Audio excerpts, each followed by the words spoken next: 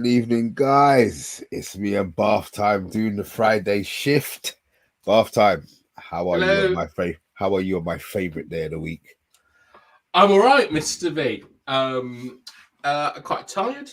Like I found myself an extra windscreen wiper today, but apart from I'm all right. How was your day? Oh my god. Today was much better than yesterday, Bath Time, to be fair. I got in at a good time. Yesterday wasn't the best. I will fill you guys in. Obviously I'm a van delivery driver. Um Somebody nicked a windscreen wiper off my van yesterday. Um, so if you were wondering why there was no show up, you can blame me and the fact that I don't even know what to call them, took the windscreen wiper off my van. So I was parked up for more than a couple of hours in one place, doing absolutely nothing until the rain stopped. So yeah, that was my Thursday. So apologies for that yesterday. But look, me and Bath Time are back today to get your juices flowing for the depression that may well be the game on Sunday. It's rather ominous. But I tell you, Bath Time, I think he might have broken me. To be fair, I'm not, I'm not sure what's going on in my head with Mister Ten Hag. But look, let's just say a couple of howdies anyway. Where are we? Where are we? Yeah. Oh, lovely start already. Matty Bassett saying a big up, welcome, man. I hope you're doing well, Stephanie. I hope you're doing well, Mrs. Angie Williams. I see ya. I see ya. Yes. See, we weren't that late. I'm surprised he didn't say we were 30 seconds late there. Simon Warner, it's a big howdy from us. Matty Bassett and Bath Time. Yeah, I haven't got a goalkeeper. So it's not going to be the best, but you'll probably hear about you hear about you hear about that Monday night. Vincent, look a windscreen wiper. Yeah, no, I don't work in Liverpool. I work in London. And look, Stephanie's giving us a big up. So Bath Time, how are we anyway, man? Have we recovered from the shit show from on Wednesday? Yeah, to be honest, I don't know if I should expose myself here, but after No, the please show, don't. no, well, not literally. I'm already naked, you know. Like birthday suit is the dress code. But after the show on Tuesday, I think I changed my prediction when we had a chat afterwards because I started to worry myself about what this team is like and went for 1-1. So I wasn't that surprised by what I saw on Wednesday night, and I don't think I've reacted to it as badly as everyone else has because it really feels like a dam has been broken or something where there's been a lot of kind of false hope or people convincing themselves of various things, and they've seen it like that, and they've remembered what the football was like. They saw some part-time plumber at right back just run past everyone, and then Anana getting done like that at the near post. Like, if that's Cavani or Mbappe, fair enough. Like, that's Lammer. He wasn't good enough for Glasgow Rangers Football Club. So I don't know. I mean, like I don't feel as down as everyone else does because I've always had these views on Ten Hag that he doesn't have a clue what he's doing. Well, maybe I'm drifting over to the dark side. Obviously the thumbnail's something slightly different than what we normally have, but I'm sick of being top of charts. That means that we don't score goals. I just want to be top of the goal scoring charts, Bath Time. I'm sick and tired. People talking about XG. That's been common. People been talking about XG for the last 2 years. I don't give a shit because XG doesn't put the ball in the back of the net. I'm sick and tired of us topping the charts for pressing and top. I just want us to score goals. I don't care how they do it. I want him. Tuntenko probably needs to change something. I don't know. It's just not. It's not going to be about Van Nistelrooy teaching them how to shoot in training. If it was that easy, then we would have a good teacher in him. It's it's just beginning to piss me off. The beginning of the season, I did wonder where our goals were coming from, but you do expect there to be some light. But I just don't see it. How much league games have we played? Are we on minus? Are we on 1 goal difference? Fuck me, man. It's killing me, bruv. We're on 0 goal difference in the Europa League as well. Oh,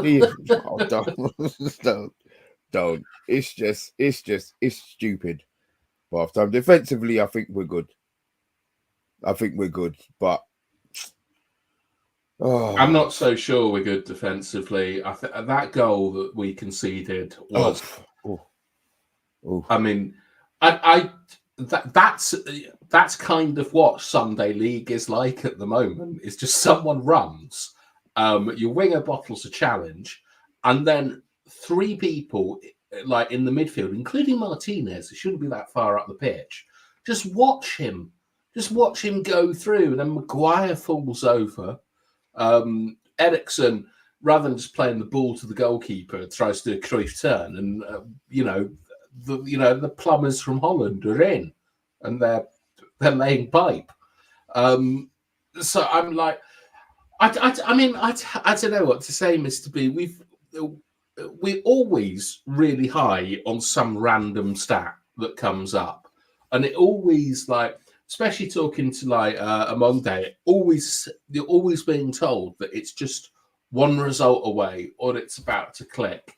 But I've never really believed it, and all I want is goals this season. Like, Ineos have set us a target to win the Premier League within 4 years, which is I saw that, man. I mean, it's good to, you know what? 4 years is 4 years. Maybe they will work out something, but it's just. Can you see it? Well, I want to, because like my dad is 73. And I want to celebrate a league title with him before he, pops downstairs to hell. Jesus Christ! I'm joking, but I do. But that's kind of like my target. Is I want to have 1 more title with me and my dad and my family and things because they're all getting quite old. And 4 years, I'd take that. I'd take that in a heartbeat, to be honest. But I just think we're treading water with Ten Hag a little bit, and we've invested so much in the backroom staff and so on that I don't think that there's any desire from the board to sack him in the same way they didn't want to get rid of Ollie, and it was probably 2 or 3 games too late when they got rid of Ollie. So I don't know. Do you think it's? I mean, look, half time you see the technical side of the game a lot more than most. I'm not going to say it's a lot more than a lot of people in the chat. I'm not going to be so pedantic in my words, but do you see things that can be changed? Do you see things maybe being player changing? Because you're like me, you just sick and tired of 1-1 and 1-1s. I understand. Amonde obviously sees things different. He wants to see this pass in the game. I want to murder a team. I want to put 4 past somebody. You know what I mean? I want to have 17 chances and their goalie has he has a great game, but we still hit 4. You know what I mean? He's in counselling the next day with PTSD. I know, yeah. I don't know, because the 2 players that everyone hates at the moment are Rashford and Bruno, and they're the only players with goals in the bloody team. Like, right. You can't trust those 2 to win a league. Like, we know that. Like, at their very best, like, with a team set up around them, we got 3rd and 2nd with them. Right? With Ollie, Bruno, we came 2nd, but it's a COVID year. You know my thoughts on the COVID year. And he had like McTominay and Fred, like just doing everything behind them, so could stay up the pitch and so on. It didn't get us, to be honest, anywhere near a league, even though we came 2nd. Rashford, the season that he showed that you know, he did his best ever season, 30 odd goals overall, like almost 20 in the league. We came third.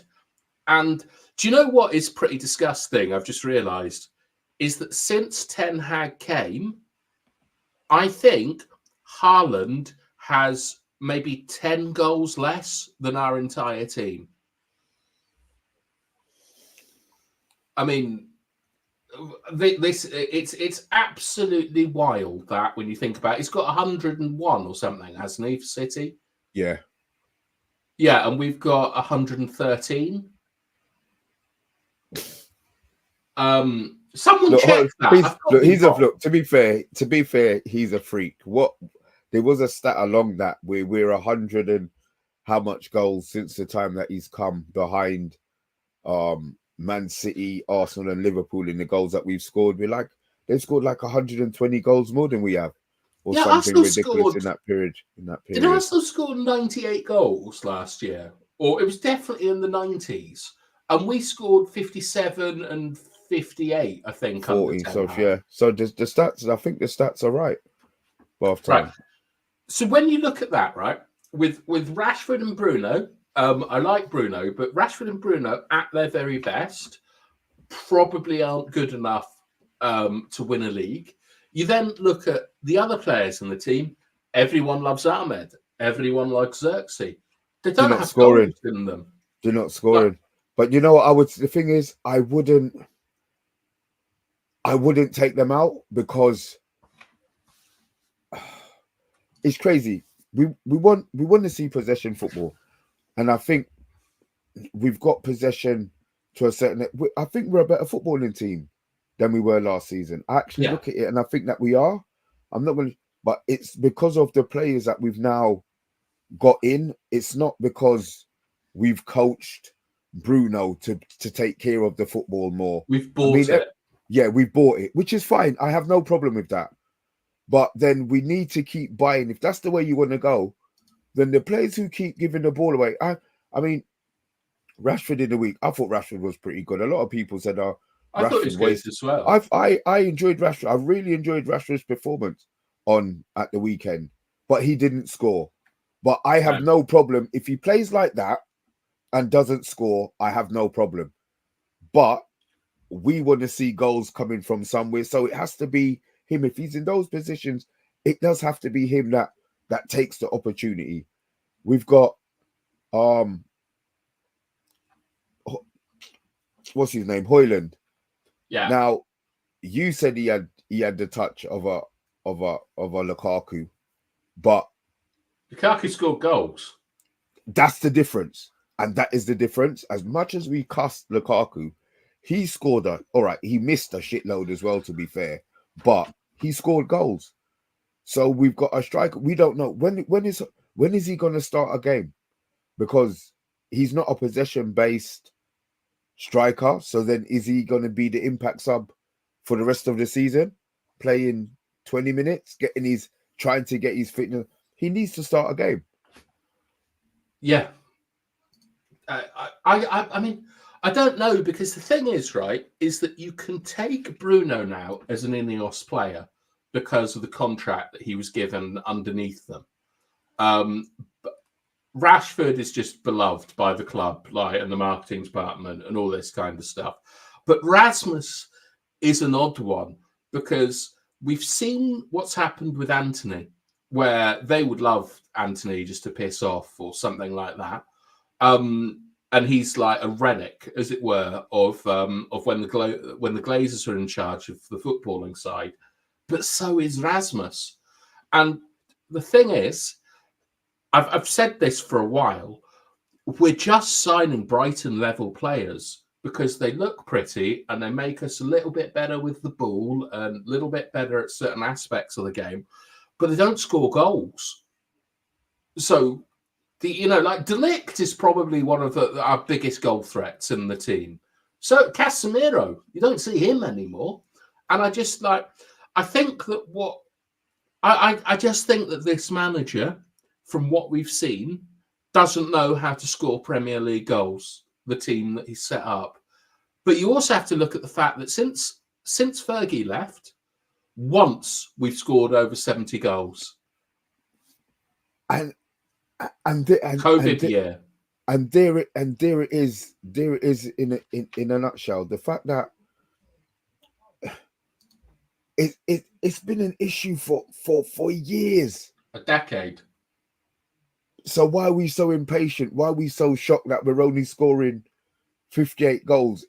Ollie, you know, as great as the football, I'm not going to say I understand but I know how much goals we scored under Ollie.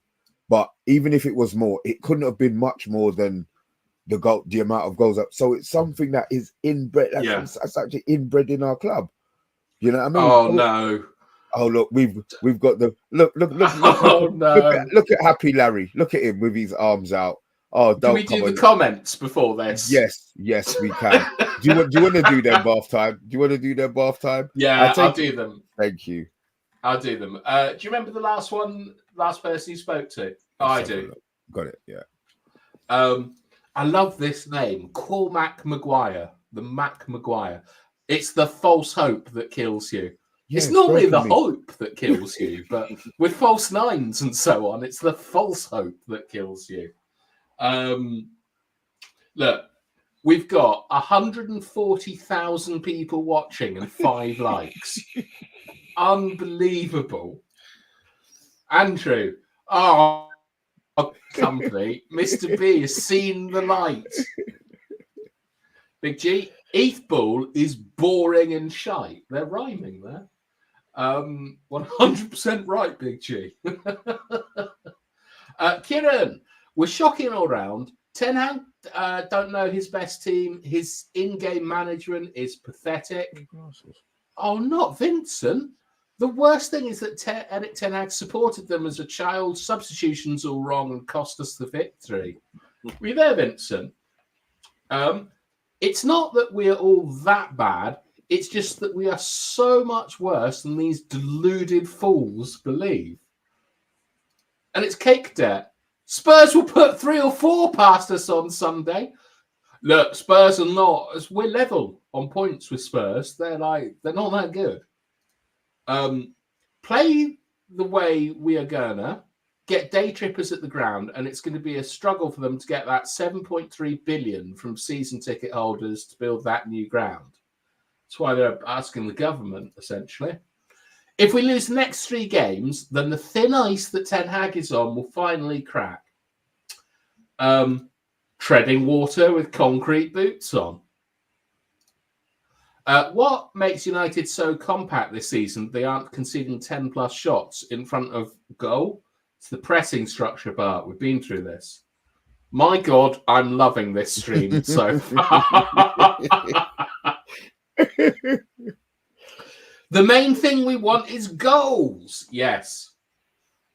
I don't understand why United fans believe we can beat most teams 2-3-0. We are shit. Mid-table guff.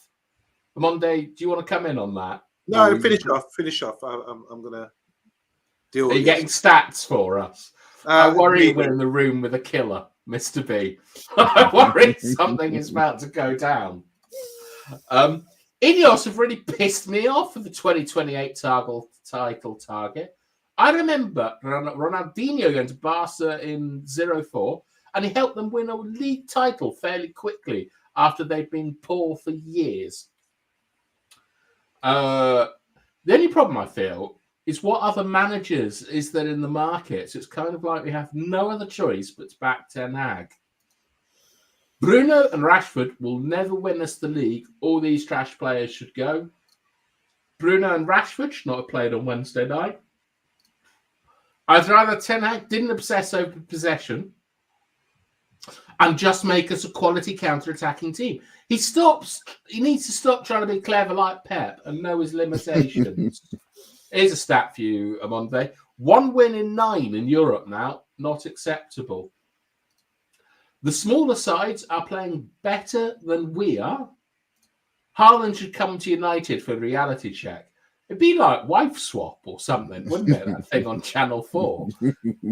Like Rasmus goes to City, Haaland comes to United.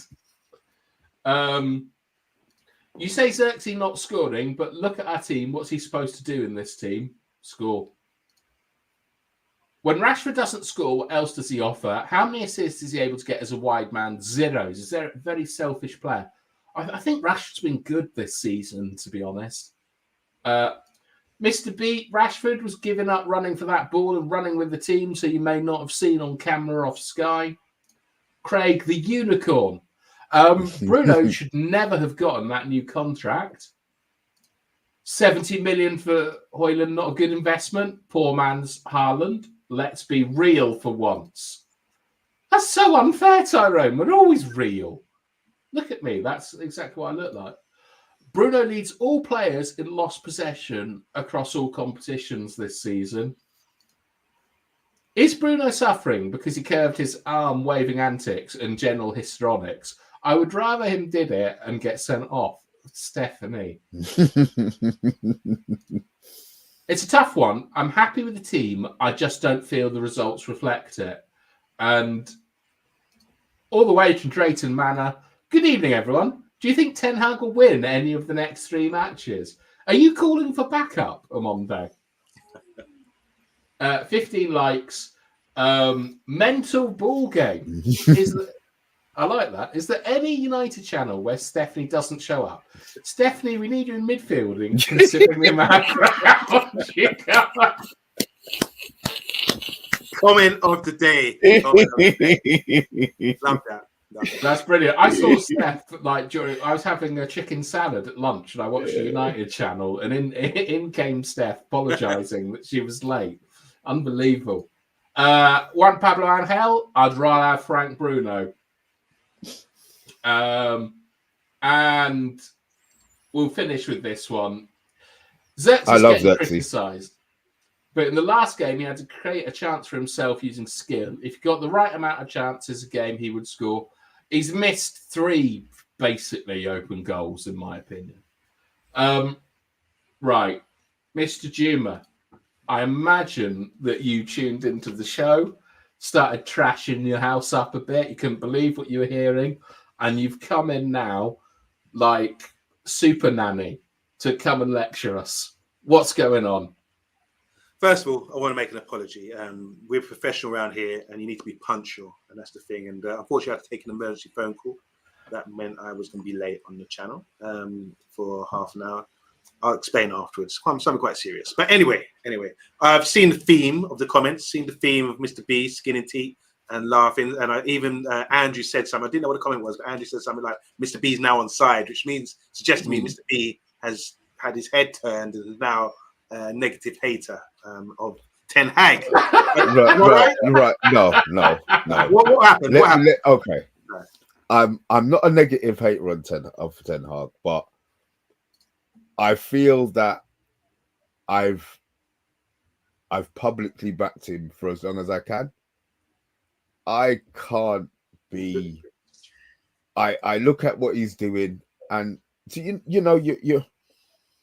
you're clouded by. I'm a loyal guy in it, but my loyalty has been.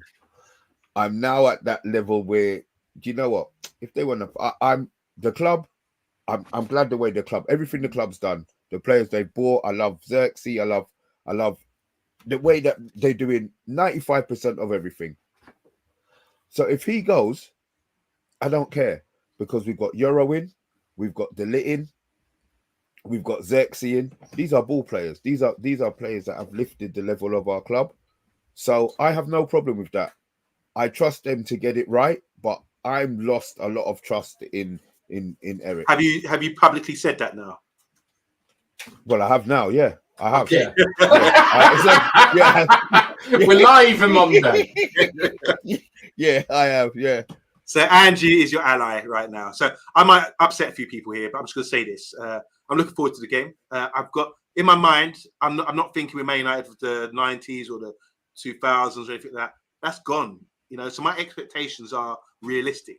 And this is why I think people are going wrong here, because we've got expectations of winning things and being this great side again. When things work in cycles, we have to endure this time and do it with patience and support the side. Negative energy doesn't help anybody. Get him out, always negative. It's so times change. We weren't doing this. We were discussing it in the barber shop in the 90s or going, discussing it in school or at work with your colleagues. There's no social media. It wasn't spreading like when you say broadcast. Casting is like casting a spell. But now these days, anybody, everyone can be on social media. Look at us. We broadcast. So all this stuff is being negativity is being broadcast. Whereas before it's just me and Mr. B chatting on the corner, waiting on the bus stop or whatever, chatting about Man United, whatever. Now we're broadcasting it. So we're casting horrible spells and negativity about Man United. Let me say this. I'm going to drop some stats for you. Yeah. You know, I'm not a stat man, but I heard some stats the other day. Made me think, okay. So just quickly, are we well off Arsenal? Do you think Arsenal are like top side right now? In a word. Yes. Yeah. All right. What if I was to tell you, to sound like Morpheus now, what if I was to tell you, what if I was to tell you that we've had more passes in the opposition half than Arsenal this season? We've also created 56 chances compared to Arsenal's 34 this season. So that tells me, regardless of the style, strikers are better than ours. You're right there. You're right there. But what the conclusion is for me is that if it was really bad, we weren't even doing anything like that, then I would have an issue. But what I would tell me is people need to finish their dinner. Okay, finish off the moves, get people scoring goals from the chances that we are creating. We're creating more chances than Arsenal. And we've got more possession in Arsenal in the second, more passes in the opposition half as well. Something we struggled to do before. I'm seeing progressions. I'm saying, okay, this is improved, but just a little cherry on top is actually scoring the goals and getting the results. And we got. Hold on, can I finish? The cherry on top is scoring goals. Yes. No. The cherry on top is good football. The cherry on top. Listen, I'll tell you what. If the ball gets crossed into the goal. Yeah. And I get 7 ricochets and the last one is off the defender's backside and it goes in, I'm celebrating like a madman because it's a goal. I'm sick and tired of sideways passing. Just put the ball in the back of the fucking net on Monday. That's what I want, bro. That's really what I want to see. I'm tired. I understand everybody's got this possession and playing out from the back. I get it. It's not. But you're saying we've created chances. Which means then that all of our strikers are absolute bullshit then. Well, at least we can identify what the problem is. But we know that. Oh, yeah, but hold on. So the issue is, the whole theme in the comments is, Ten Hag, we've had enough, he's boring, he ain't got no style or whatever. But I've just said to you, that's not the thing. Top side. Let me just finish my point. So Arsenal, we're saying, we're trashing Ten Hag. Arsenal's top side, okay? But we are having more passes in opposition half than them, and we've got 56 attempts on goal compared to their 34. We're at Arsenal in the league? They're just 3-4 points above us. Okay. My point is, looking at that and saying to myself, okay, why are we blaming the manager when people are just not scoring? Why are we blaming the manager when Eriksen gives the ball away the other day, or Harry Maguire goes to ground, or wherever's fault that was for the goal? It's got nothing to do with the manager. I'm saying the foundation is there. We're building it. It's just that we're not. The final part of it is finishing the goals and getting the goals scored to win games. And then once that starts happening, no one will have any issue. We'll be skin and teeth. This is what I'm saying. So I'm trying to bring a little bit positive to pure negativity that's being broadcast all across the nation by an agenda and everything else. So I'm just putting that out there. Monday, just something we need to look at. One clear thing, right, is that the main thrust of the conversation we were having wasn't necessarily like Ten Hag out. It was, why do we expect anything more? Because in the last 10 years, we've scored over 70 goals once. So why should it be any different like this season or something like that? And when you bring those stats up about we've had more possession and so passes, on. Not possession, passes. Opposition half in Arsenal. It kind of like reinforces the point that there is something... There's something really not up with our players. And the one thing you can get stuck into about a negative thing that I said is that I think that we've seen the best of Bruno and Rashford over the season. Like 2 years ago, we saw Rashford's best ever season with about 30 goals, nowhere near a league title. And in the COVID year, we saw Bruno's best ever season. And all right, we came second, but we didn't break 81 points. And we weren't actually that close. Like, I think it was almost just that before COVID, we might have been fifth, and then we just went hypernova like when they had nothing else to do but play football. Oh, Mr. B. Oh, Mr. B. How could you? Is it that bad? I didn't know that was up there. Sorry. So, what I was saying, like Amonde, is that I'm actually not particularly shocked by what happened against 20, like because it's just in line with what we've been seeing, and we were talking about how we're going to do Ineos's 4-year plan to win a league title, because there just aren't enough match winners, enough goals in the team to get us like the league. So, are you telling me that the squad we have at the moment is capable of scoring over 65 goals like in the Premier League this year? No, I just said that when you think things are bad or negative, granted I didn't understand what the theme was earlier. I've misread that. But That's what right. what I'm saying is that when you look at the data, and the data suggests that we're creating more chances than a team like Arsenal, we've got more passes in the final third, something we didn't do well the last few years. I'm looking at it and saying, okay, so that's good.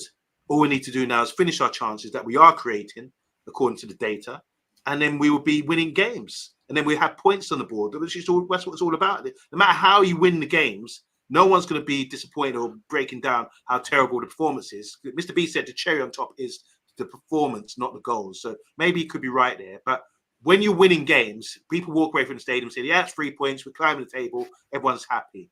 Yeah. And no one will really be saying, oh, that was poor performance, whatever, we need to play better. But at the moment, because we're not winning games and we're not finishing our chances, everything's being criticised. When really, one of the positives, I've just laid down the stat that we are creating more chances than Arsenal. So all we need to do is just turn them over. It's about turning over. All right. You create chances, you feed in. It's like playing airplane with your kid, you know, and then you make them miss, and they crunch down and bite their tongue, whatever. We keep missing. And we're missing. So, you know, we're spoon-fed. We're spoon-feeding these guys, basically. Everything's right up until then. Spoon-feeding Zerchi or spoon-feeding Garnacho or Bruno, and they're missing it, you know. So that's a problem. And so you asked about the squad. The squad's clearly, they need to improve. It's not the manager, the squad, because the manager's doing everything right up until, you know, finishing your goals. And what can he do, the manager or Rude or whatever, to get these guys to finish off everything? Look, if we look at the chances, let's have a look at all the chances we've had. I know Can I stop you there? Sorry, do you think? Okay, sure. So let's have a look at all the chances we had. Look at the Fulham game. Look at the other Crystal Palace. All these chances that we have. Sure, you just said there Zerchi has had some open goals. So if he scored them open goals that you claimed he had, then we would probably have more points on the board and be higher up the table, and then no one would be complaining. So why, one, are we blaming the manager for your saying Zerchi's missed 4 clear chances? I've seen Bruno miss 2 against Fulham. I've seen other chances created during games. Why are we blaming the manager when he's doing everything right, but missing with the airplane and it's not getting in the baby's mouth?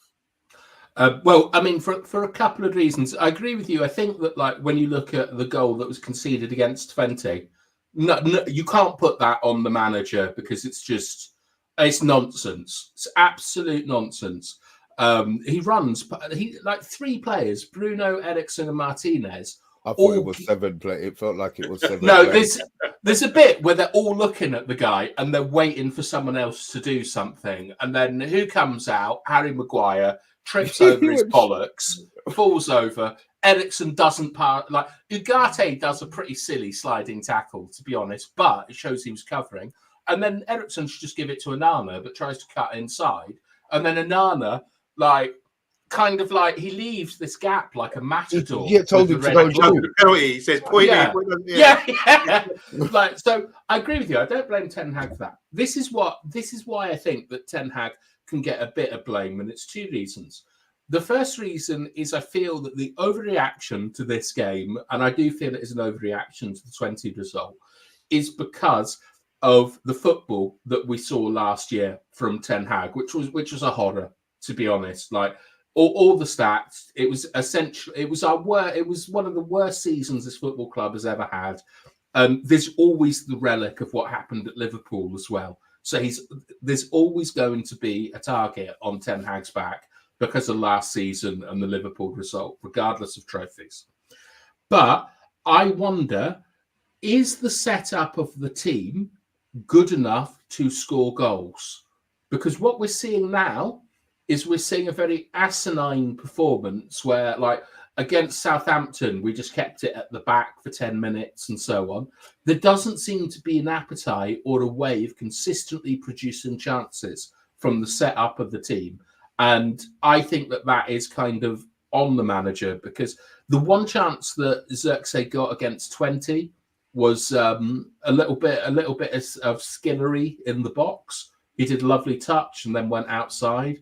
But our goal against 20 came from Delo miscontrolling a ball from Bruno and then Eriksen popping it away. And I think that's a bit disappointing, that we've created decent chances and very good chances for Xerxes, but not at a rate that's enough to show that we've really turned a corner. Because the thing is we're still on. Are we on 0 goal difference in the league? Yeah. That's kind of the thing, is that we're still doing that, and that is basically Ten Hag scored 58 goals, 57 goals last year, and 59 goals the season before. There's been a lot of money spent, and it looks like we're going to hit that target. So that would be what I would say about why people aren't too on board with the manager. Okay, even though, but you I don't know. You've really given your opinion rather than I've just given you the facts to say we've created 56 chances this year. All right, I'm on that. The chances that we've created in games, and you're saying that we've had more passes in the opposition, more passes in the opposition. Yeah, in the opposition half. Do you think it's because we're winning the ball back higher that we're getting the passes in the opposition? It's not that we're passing into that position. We're nicking the ball off the opposition, which I have no problem with. I don't have no problem with, because that seems to be what Eric's MO is. I have no problem with that. But I think that is why our stats, we're giving the higher passing stats than Arsenal in their half, because Arsenal play better football than we do. Yeah. You see what I mean? So I think that, all right, as much as we've got the passing stats in their half, it's because we're winning the ball back. It's not because we're breaking teams down with our plays. We're trying to pinch their pocket and get in, rather than maybe having a system of creating, an overlap on the left and a third man run inside right and 2 players in zone 14. You understand? It's just little things that I'm trying to think that maybe that's where it is, rather than it being Arsenal play better football than us. Straight. Oh yeah. They've got more intensity and everything. Yeah. So I hear what you're saying, Mr. B, but my point is this: I think when you've got the ball, that's the best defender, isn't it? Because then they can't score. As simple as that. So I'm pleased. I'm just saying I'm pleased to hear that we've got more passes than Arsenal, team like Arsenal, in the opposition half this year. I think the fullback coming in, he's been effective. Maz, for example. Brilliant. I don't know about intercepting or turn over the ball. I don't know about that. I haven't looked at that. I'm just looking at the data and I'm saying as long as we're nearer the goal and passing the ball in the opposition half, that shows a good football side. Rather than we're passing it around the back line, we're passing it in the opposition half a lot. Not the best, whatever. I know Arsenal had 2 games, they had 10 men, so maybe the data isn't that realistic, but it's still good enough for me to say, okay, now we're doing well there. So the next step is let's start to finish our dinner. And like I said, all I ask guys, just go and look at the chances that we've had and just say, could we have scored that? Or out of the 3 chances, maybe we scored 1 of them. Xerxes had 4 clear chances scored in the half-time. If he scored 2 of them, it turns around our fortunes and we'll be winning games. And once you're 1-0 up, 2-0 up, then you're in a better position to see the game out in that position. I've heard some criticism of Ten Hag. Oh, his substitutions are poor. Oh, we haven't got no style, or all this kind of, he's rubbish, he's this, that. But I don't think that's fair. I really don't think it's fair as yet because of what I'm seeing about the chance creation. Ten Hag can't come off the pitch, even though Bartham just said Ten Hag scored 56 goals last year. It wasn't Ten Hag. It's all I know it didn't word that right, but Ten Hag can't come on sub himself on and score those goals. Even though he's just a manager, he's just signposting people to say this is how you score the goals, and everything's right up until then, and we're just not doing it. It's simple as that. And I just think we're seeing some improvement. Let's work on that and try and improve from there, rather than say scrap it now. It's not good enough because the fans don't like it, and because Tyrone said in the comments this or Stephanie said this. Guys, Stop blaming Steph and Tyrone for I'm using them because they know I won't mean offense by that. I'm just throwing out names. Yeah. But we need to change our mindset. Tottenham is a big game. We got Villa, we got Porto, all these games. Let's assess it then.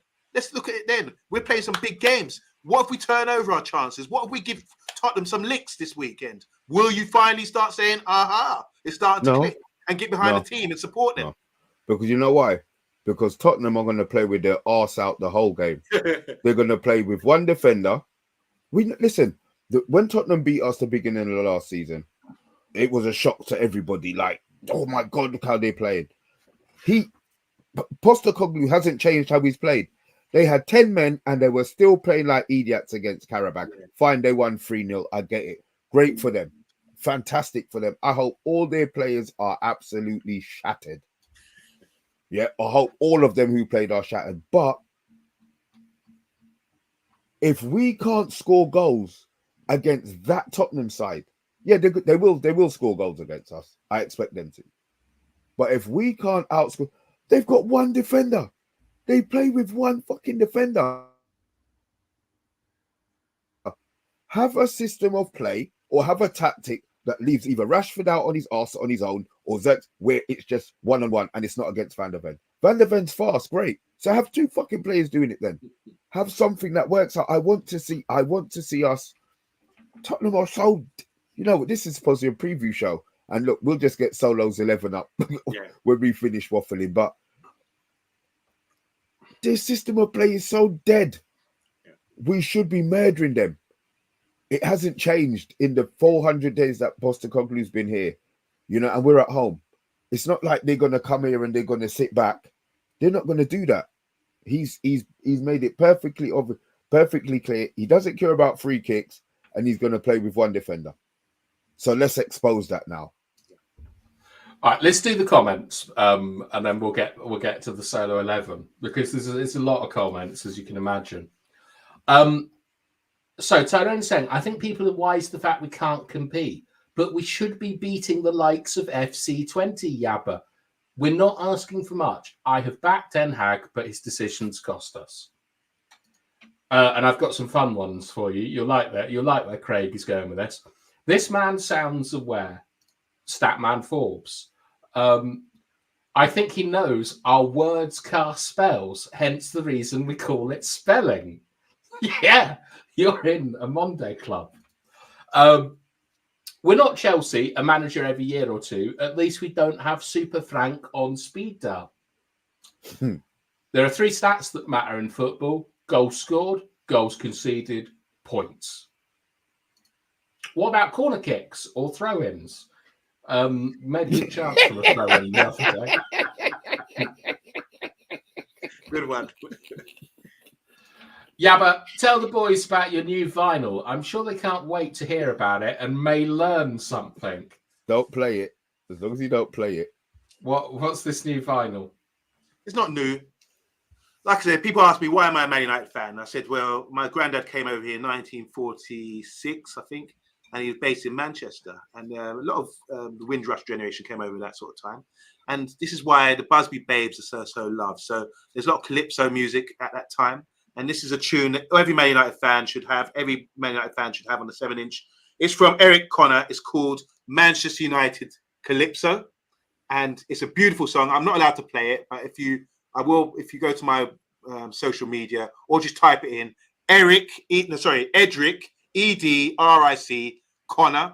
And the tune's called Manchester United. It's all about Busby's boys. He's come over. He loves the team. It's a beautiful song. And every Man United fan, all you Man United agendaites, must get this record. And also on the other side, it's got a tune from Lord Kitchener. Also a so-called legend. Kitchener. Lord Kitchener is a legend in Calypso. It's called Manchester Football Double. But he's also, I don't like that song because he's talking about Man City as well. But this is from the 50s, pre-Munich. And everyone was in love with Manchester United and the Busby Babes and Taylor and all these great players. So here we go. Edric, Connor, Manchester United Calypso. Go and check out this tune. Go and listen to it, guys. It's fantastic. That's fabulous, Savondo. That's really cool. Well done. No, I like that. That's great. Like you ask people why they're United fans, and one day start slinging vinyls at you. Like, Yabba, has Eric dipped into your DMs or something? All right, Craig. Good one. In 2019, Arsenal finished 8th, but won the FA Cup. They fired their manager and hired Arteta. We should have done the same with Arteta won the FA Cup. It was Arteta who won the FA Cup. Oh, he did, but it wasn't his team on Monday. Come on, man. Because the manager has to be able to set the tone of the players. To be fair, on Monday, I went to the Fulham game, and the best team talk of the season was given by a bed sheet and a David Beckham documentary, in my opinion. Right, so Rashford, 30 goals in all competitions, but 17 in the league the year that we saw him at his best. Cole Palmer apparently had 23 goals and 13 assists. Okay, but is that true? He got 23 goals? 9 penalties. Okay, all right, thanks. Spot on. Bruno and Rashford never perform as well as they have in the past, and that's why selling them could have been a wise decision. Oh, I don't know. Mike Bassett, big fan of Mike Bassett. Hello, Elite Baller. I don't think we are creating that many chances. I mean, what do you know the stats for big chances, Amanda? You brought it up earlier. Do you know where we are in the league? Are they big chances, or are they shots that man shouldn't really be? I'm not stat man in that sense. Maybe if someone's got time now, maybe check it out on the Premier League page or something. How many chances we create in relation to other teams? And if you're doing that, tell me how many goals Haaland has scored since Erik ten Hag came. Because I want to know like how close he is to our complete goal total. Some people hate to be wrong. That's typically when the excuses start. I don't know anyone who loves to be wrong, to be perfectly honest. Craig, what is responsible for deja vu, in your opinion? Now, I know the answer to this, but Amanda, have you got any theories? Deja vu, is this because Craig's supporting? Is Craig actually sort of backing the manager or being a bit more positive to everyone else? I don't know. The deja vu is trying to say, look, we've seen the same thing happen over and over again, and we're going to finish 8th or something like that. Is that what they're saying here? I'm not sure, but let them sort out. I can't work that out. Because tactically, his tactics are wrong. How? Oh, I'm just a messenger, Amanda. And I'm just Indian chief. How? Very good. They made a player from FC20 look like Messi. As for Maguire, another useless performance once again. I felt that was just his only bad moment in the game. I thought he was all right. This is what I mean. This is what I mean about. But this is a backlog, Amanda. This is why people are so mad. He's still sliding. There's baby oil. Too much baby oil. Got Andrew saying this is an overreaction. I do agree, but we all know there's not enough goals in us. That's right. We're not creating enough chances, and they're not as clear as Yabba indicates. I think I said that they were clearer than you did, certainly for Xerxes. And I'm thinking the Liverpool game, and was it at Southampton he hit a shot that a player blocked that he should have scored? Yeah. Nacho missing the first game of the season. Oh yeah, the open goal. Yeah. Oh god, yeah. See what I mean? So we've blame Ten Hag. Well, that's Ten Hag's fault. All right, Eriksen showing so-called forwards how to finish, albeit not in the Premier League. That's a positive, lol. At least we're not on minus goal difference. Big up Juan Pablo. It's not just Xerxes, though. We don't have enough midfielders and wide men chipping in with goals. Ahmad needs to get with it and start taking more shots. Exactly. So is that on the players, Tyrone, or is that on the setup of the team? Can I just say, we don't have midfielders and wide men chipping in for goals. I've watched them at Tommy for Napoli, looking like... With Lukaku? Yeah, we should sign him. He highlights that and say, we've got to sign that guy. That guy's a great midfielder. He looks so big and he's got so much presence and he's licking up. He plays some beautiful football, man. He's freed up. We've coached him well. Yeah, he got the money. Yeah. But now we want him. I nearly sent the clips of him against Juventus to Mr. B because obviously Mr. B. Yeah, he made them look like little boys was one of the press quotes. But I thought Mr. B would get annoyed with me, so I did. Yeah, I would have done. Him and Lukaku, our ex-Man United players, were playing up front the other day when they that was against the Serie B side who were 4-0 down at the time. But would we have got 5 against a championship team? I'm not sure. Wow, I can't believe how intelligent Mr. B and Darius are tonight. Stephanie, you're like the super mod. Why are you letting Andrew get away with this? Right, Craig is saying, I always thought deja vu was a glitch in the Matrix or programming. It's to do with the hippocampus. Anyway, I expect Simon. I expect to see a goal from Xerxes and maybe a brace from Garnacho. My predicted score is 3-1 United, but I won't be on the Monday or Tuesday stream for a while as I will be recovering. I hope that's from the goals that you're recovering from, Simon, but we wish you our best and hope that you stay fit and healthy. Juan Pablo is saying, sorry, Angel, I should probably call you Angel. Or is that Angle? I'm not very good at reading. Who do we play better football than in the league? So I'm struggling. Everton, I would think. They've thrown away 2-goal leads, which is disgraceful in consecutive games. Right, Ten Hag should allow Fernandes to sit slightly deeper alongside Ugarte. Push Mino up to the 10. What to know about that? He's a waste at the CM and he's more competent with his decision-making even at 19. Like, Amonde, would you say that Ten Hag has been a little bit bailed out by the youth academy in the last couple of years? Garnacho, Kobe, even Isn't McTominay. that what it's for? Isn't that what the youth academy is for? Exactly. I don't think he's been bailed out at all with that comment bath time. I'll answer that one on Monday Okay. afterwards. I agree with bath time. I don't think so. This is why you have players at your club. You know, as Saka bailed out Arsenal because they got him when he was young and they realized the potential that he could have. You know, I don't think they bailed us out at all. Okay, that's a good point. Talking about glitch in the Matrix. My name is not Amondi. I don't know who that is. Sorry, Yabba. And everyone keeps calling me Amondi. So there's the glitch in the Matrix right now. And the other thing I want to say, talk about glitches. Do you know the statue, the Thinker, bath time? Yes, by Rodin. Okay, so is he doing a Bruce Forsyth? Is he doing that on his chin? Or is he doing it like that on his forehead? It's on the side of his temple. On the side of his temple, is it? I think so. Okay. Well, that's a glitch as well, because I always thought it was the Bruce Forsyth on the head. Mr. B? I have no idea, mate. Do you know the statue? Do you know the? Yeah, I know the statue that you're talking about. But so is he doing his chin or is he doing his head? It's his temple, isn't it? I thought it was like that. Yeah, I thought it was his head. There's a version of it next to a cash machine in Sevilla that I used to look at quite a lot. Wonderful, but look, does it help remember your PIN code? No.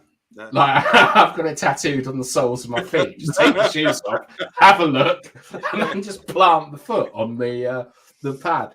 Right, Yabba is trying to speak things into existence, but you need the collective conscience to follow along. I like Craig the Unicorn. I like him. Unicorns are not myths, by the way, either.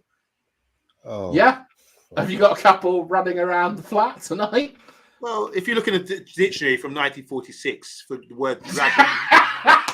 Why should you listen to your Calypso record? Yeah, if you look in the dictionary before 1946, the word dragons, it actually says now rare, meaning they still exist and just rare. So things like unicorns and dragons, things like that, I think they do exist.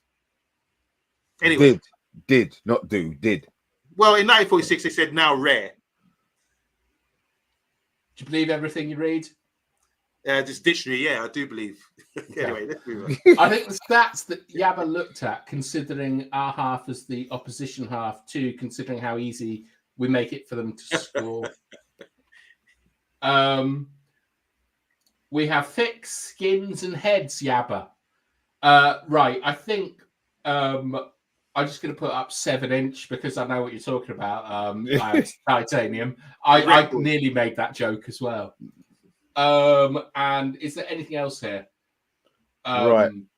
Let's do the solo 11. That's so important. That's Yeah, what the look, show's all about. we know what we came for, but I think we just needed to get a few things off our chest.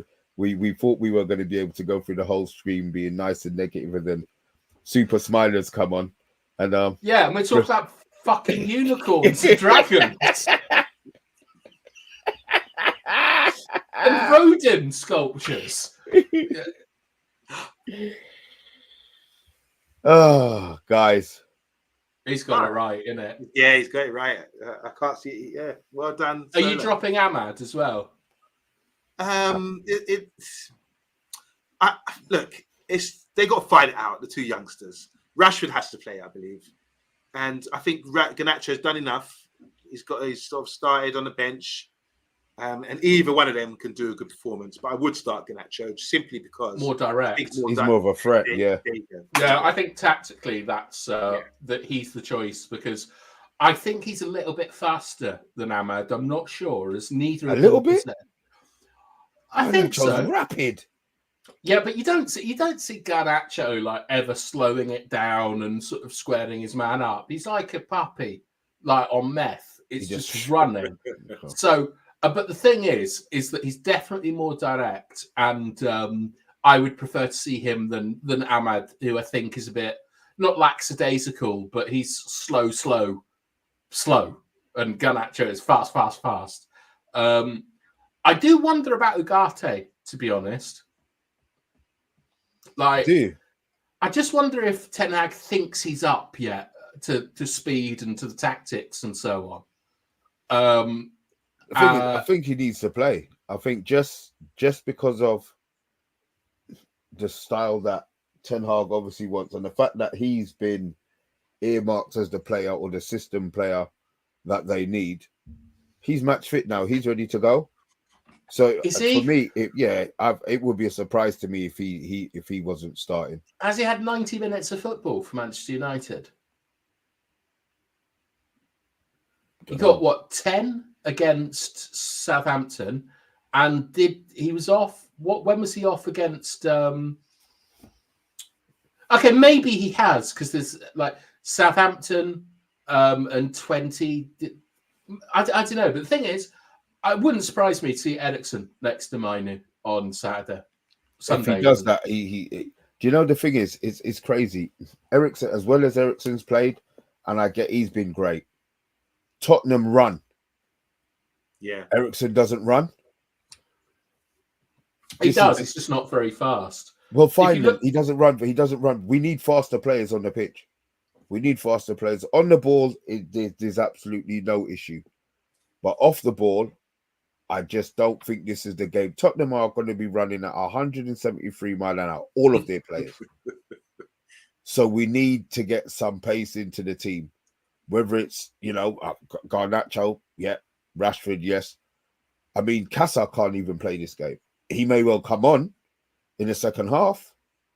I can see him coming on, but who he comes on for, I'm going to assume it's probably going to be Mainu. Just because it probably will. But at least it's a sub that we see and a sub that we're expecting to come on. But I can't see it. I just cannot see Eriksen starting. I mean, is Mount and Rasmus? Do you think that they're in contention for a starting spot physically? Like, are they ready to play 60 minutes? I think so. I just don't think that either of them are going to do a good enough job. Well, Mount is better physically than Kobe. And if you're talking about like people who can run, what does Mount do? He runs. Yeah, but on Kobe, I'd rather have Kobe on the pitch. He doesn't lose the football. We had Scott McTominay. He was a runner, and I didn't fucking like him. So I'm not going goals though. Yeah, well, that's what he's got over Mason Mount, then, isn't it?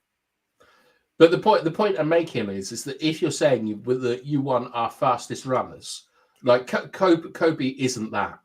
Like Mount is faster than him. You think Mount's faster than Kobe Mainu? Yeah, I think Mount's a better athlete at the moment than Kobe is. Kobe's 19, and we've seen consistently over the last 6 months, international football, Premier League football, that he falls off a little bit between 60 and 70 minutes. Like, and it's because he's 19. It's nothing about his like professionalism or anything like that. It's that I think we forget how young physically Kobe is at times. Like, so, and also, I don't know, but I feel that there's a little bit of trust that's been lost in Kobe from Ten Hag, especially when you look at how Eriksen has been performing and so on. There's no doubt that Bruno, if he's fit, will play. So if Bruno, if he's Ugarte's not fit, ready, he's going to play. sorry, I said if Bruno's not fit, he's still going to play. yeah. And Ugarte, I think, is like the number one choice for the 6th position. So those two are always going to play, like if they're fit. So then you've got Eriksen, Mainu, Casemiro for the sort of box to box role. None of them are suited to it. But out of all of them, Eriksen's the one that's performed the best this season. So it really wouldn't surprise me to see Eriksen in there. Has he played more than 3 games in a row for us? What is he on 4 at the actually tell like he'd be on 4. There's no way he's played 5 games in a row for us. No, he scored way. 2 goals, isn't he? No, I said his goal contribution is great. I'm just saying the amount of games that he's played in a row. And this is his old club as well. I mean, he's playing. Would he really want to play against Spurs, his old club? Probably he would, wouldn't he? But I'm not sure. I do look until we started scratching the surface here about. I did look at his side and thought, yeah, that looks okay. I'm sure the majority of people look at it and say, yeah, that's nice. The thing is with Spurs, I think Ugarte is very important. When you're talking about our issues that we had last season with the midfield and everything else, Spurs are the worst team that you want to come up against. They opened us up when they beat us 2-1 last year. They changed it in the second half, and our midfield was completely overrun and it was vacant as well. So with Ugarte, what I do notice about him, which people don't appreciate with these sort of so-called number 6, he does his good job. He's always there. He's always going to be there and thereabouts. He's not going to bomb forward, get ahead of the play. He just wants to do a very simple job, an effective job for the team. So I think he has to start in this game, especially because of Spurs and their identity, how they play their football. Someone like Maddison, you need to get in around and pin the ball off him. You can't let Eriksen and someone else play and Casemiro play midfield. I think that's too much of a risk. And obviously with Spurs, they got Solanke, he's big and strong. I think you can deal with him basically if you keep him playing facing his own goal. But even the goal they scored the other day, someone shot and already was anticipating, peeling off and trying to score the tap in. So I think he can do because Solanke can be dealt with. It's just the runners off the ball. When we played them and they beat us, they started to turn it up and they had so many runners off the ball, we could go with them. So even when we were sitting back and absorbing them, because they have so many runners, Maddison would knock it off, someone else would run off, and all this thing, it exhausted us. We got dizzy. So we need to be really mindful. That's why I think Ugarte is crucial today. And he will be coming up against Benkendor, who's also Uruguayan as well, who knows him very well. But I think Spurs are a good outfit. But we need, if we're going to beat a team like this, we need to be able to absorb what they've got, their movement off the ball, their runners. And that's why you need a good midfield, strong midfield with maybe Ugarte and maybe even Casemiro, those two, if you're going to drop Kobe. So I think the midfield battle is going to be really important. But that's why you need someone like this new Uruguayan in the side, regardless of him maybe not having enough game time or whatever. I think he's got enough to do a good job and keep it locked for us and help us in that midfield. All right. Score predictions. Monday, 7-0, 8-0. Well, we don't score a lot of goals. Obviously, we create a lot of chances. But this time around, I think we can get a few goals in this game. We know everyone talks about the high line of Spurs and everything. But I think with the runners we have, they got. I mean, Mr. B mentioned their centre back is really quick, but there's also the left back. I think Garnacho is going to struggle running past their left back, who's just a physical specimen. He can run with anyone. He's so strong, and you got to get back with him, defend with him as well. So I think there will be opportunities, but we just need to be really clinical.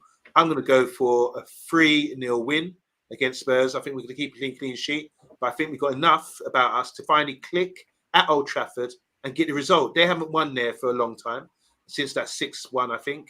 They only beat us Spurs. So I think we got a good home record. Don't forget that. And the fans will be, buzzing. Everyone will be watching on Sky, and everyone will be broadcasting positive vibes. I hope so. On Monday, what I will say is this season, for whatever reason, your 1-0 seem to have disappeared a lot. I don't know why. I don't know where you've got the 3 goals that we're going to score coming from. I understand they play with 1 defender. I said it. We're going to have 3 bullets in Garnacho, 2 bullets, speed merchants in Garnacho and Rashford playing. If it goes by the team that Solo's called out, but I don't see us scoring more than 1. So it's either going to be a 1-1 or a 2-1 loss. I don't see us winning the game. So what's your score? 2-1 Tottenham.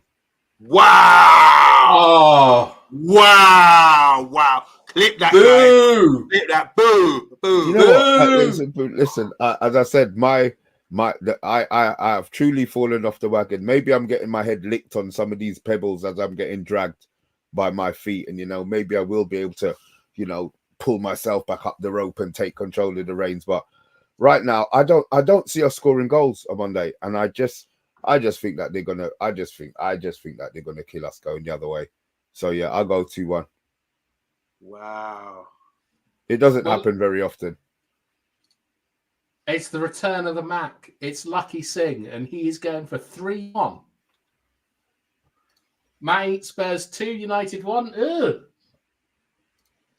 Man United 1, Spurs 3. Jesus. 3-1 Spurs. Wow. Can United win a football match if we concede a goal? That's the question. 2-0 United. 3-2, late winner. I think it will be 1-1 from Tyrone. I have to say, I'm not. My heart says 1-0. My brain says something else. But look, we don't score a lot of goals. So I agree with everyone that it's difficult to see more than 2 goals. But if Xerxes drops and we get Rashford 1-on-1 out wide or something, we could. I think that Spurs is a team that, like styles make fights, that this is our best chance of a hat full of goals this season. So I'm going to go 3-1 Manchester United. I'm really disappointed with Mr. B. I'm actually starting to look at his screen and think, remember Max Headroom? Maybe Max Headroom. You remember Max Headroom? He wouldn't know Max Headroom. That's before bath time. One of the first AI digital sort of characters on Channel 4, Max Headroom. I'm thinking Mr. B is being replaced by some sort of AI. I've never known Mr. B. There's only once, I think, in the history of the Man United agenda that he's got us for a loss. Yeah, and that might have been against the strong side. I'm really shocked. As I said, look, it doesn't happen. I just look at the bullets that Spurs have. I mean, it might be. We might lose 3-2 or lose 4-3. In which case we've scored goals, but that means we've shipped a lot the other way. I don't know. Solanke battered us for Bournemouth last year as well. I think we could deal with him. It's not like we didn't last year. I think Delit's an upgrade, though. I do believe Delit is an upgrade. I think he manage. I think Delit will manage him tomorrow. Well, we'll see. Sunday. Right. Watch along plans, match reaction. I'm what's not going sure. on? I'm not sure about the watch along. I'll have to. Brilliant. No, well, logistically, it might not be possible. So I have to try work something out over the weekend. Reaction, we will definitely have one. Yeah. And it'll definitely be after the game. So you're not gonna have to hit your notification bell to find out when, though. To be fair, but yeah, we'll have tomorrow off, and we will definitely be back on some stage on Sunday. Yeah, but can we try and go like within 15 minutes of the final result? It's on you. Sorry. You know, I thought you were trying to mock me for being late 15 minutes. No, I'm not. Yes, of course. Do I get punishment for turning up late today? No. Do you? I don't know. Hopefully not. No, you. I'm trying to think of a good punishment. I think just a sorry is all we really need, isn't it? I'm sure you said that as well. So yeah. I would like an explanation about why you brought up the statue of Rodin, the thinker. Because someone mentioned a glitch in the Matrix, and there's I've always thought that the thinker, if you take me on big screen again. Okay. Yeah, I always thought the thinker was like that. Yeah, that's what he is. That's what he is. But apparently now, due to CERN or whatever's going on, the thinker is like that. And I'm like, Yeah. wait a minute, am I the only one? So What are you talking about? is the thing? That's the Mandela effect, Amonde. Yeah, exactly. So is the thing? I thought the thinker was always like that. No. And yeah. And apparently now everyone's saying no, it's on his chin. I was like, what? It's confusing me. Anyway, let's hope there'll be another glitch and Ten Hag turns out to be a great manager, not the poor manager that he seems to be. I would love nothing more than that. But Yeah, he needs to reconvince me now. that's the thing, Yabba. I think that is the kind of key tonight, is that because of past performance, a lot of people don't really sort of trust the manager or the team, but they're sort of trusting in Ineos, and it's up to the manager and the team to convince us. It's not up to you. It's not up to stats. It's not how Arsenal does. They've got to go and convince us. And so when we all meet again on Sunday, we can see if we're convinced. We can all do thinker poses, glitches in the matrix, but it's up to them to do it. It's not really on Mr. B or myself to sort of big the team up. Like that's not our job. Their job is to go out, score goals, play the Manchester United way, and at the bare minimum show work rate, courage, determination, and not be a bunch of pansies rolling around crying, letting plumbers from Holland just run through the midfield unchallenged. Yeah? Yeah, I take that. All right. It's like a notch time, lads. Guys, like a notch. We will see you on we'll see you on Sunday. Guys, thanks for watching. Like a notch. Yeah. Like subscribe, like a notch. Like a notch. What the fuck? Hang on.